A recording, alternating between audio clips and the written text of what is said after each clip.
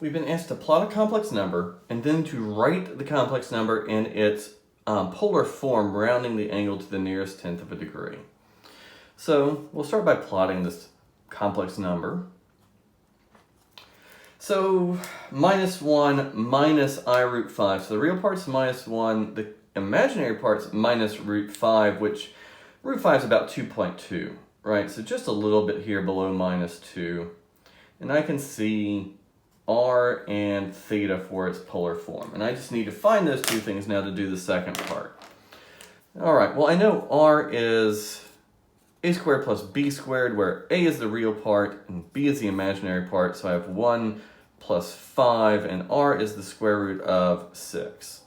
So when I go to write my complex number down in its polar form, it will be the square root of 6 times the cosine of some angle that we have yet to find plus I sine of that same angle.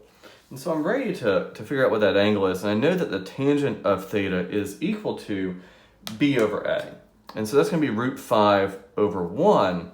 And so I'm going to find the inverse tangent of that, but I'm not going to write that that's equal to theta, because I think you'll see why it's not here in a moment, or maybe you already do. I need to make sure my calculator's in the degree mode, and it is. And so here, let's see, I have the inverse tangent of the square root of 5, and I get 65.9 degrees. And of course, that's not my answer. That would be a first quadrant angle, right? That's that angle right there. That's my reference angle.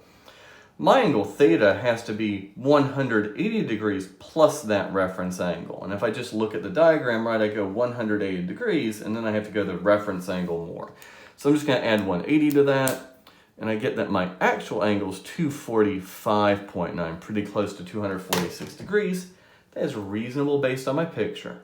So 245.9 degrees and 245.9 degrees. And there is my complex number in its polar form, expressed as a rotation to about 246, and then out the square root of 6. And that's it.